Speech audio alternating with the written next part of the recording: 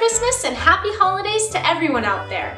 I'm Miranda and this is CJPME's Reality Check, the holiday edition. As you're settling down for the holidays with idyllic images of the Middle East during biblical times, we at Reality Check decided to reflect on how the Christmas story might have played out differently if it happened today. So here we go. First, a word of warning to the angel Gabriel. Be careful what airspace you enter as you deliver your message of the virgin birth to Mary. The Oslo Accords supposedly gave the Palestinians some autonomy in the West Bank, but Israel's army still invades at will, still controls the borders, still controls the radio waves, and most importantly, for angels, Israel still controls the airspace. So Gabe, you've been forewarned.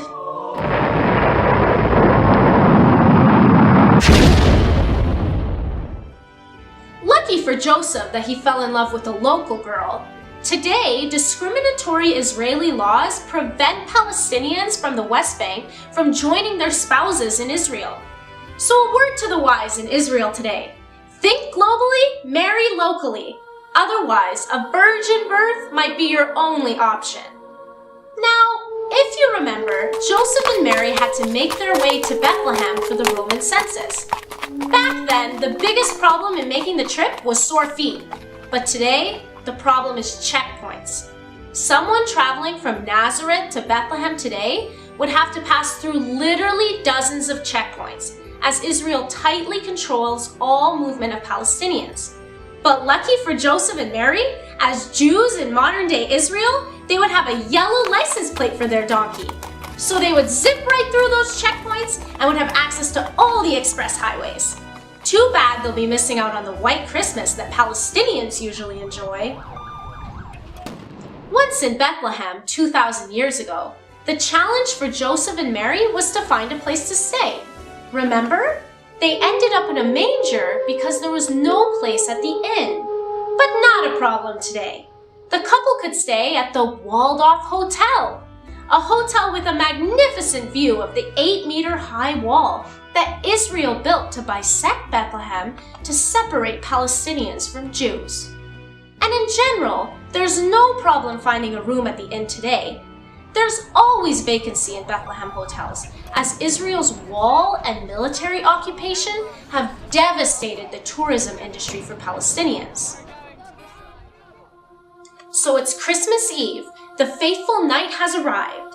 Joseph and Mary made it to Bethlehem. They have a place at the inn. Jesus is born. But it might not be necessary for Joseph and Mary to wait up for those adoring shepherds. The shepherds are going to get held up big time trying to get through Israel's settlements, which literally encircle Bethlehem today. These settlements are basically housing developments built by Israel to illegally colonize the West Bank, land intended for a future Palestinian state.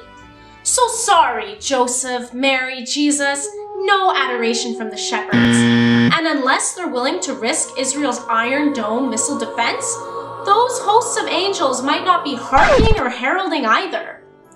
And forget about those gifts of gold, frankincense, and myrrh. Those wise men from the east didn't even get close.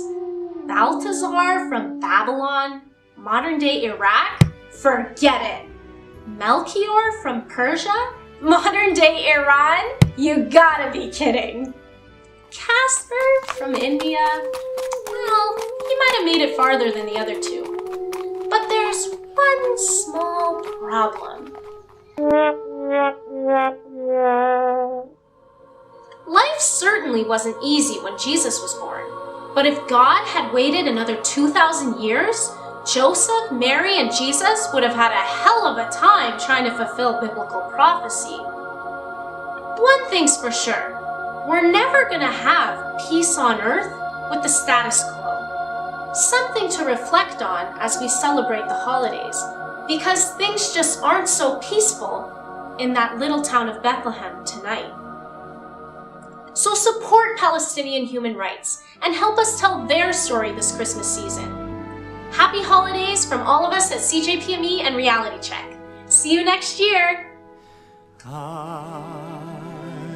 dreaming of a white Christmas.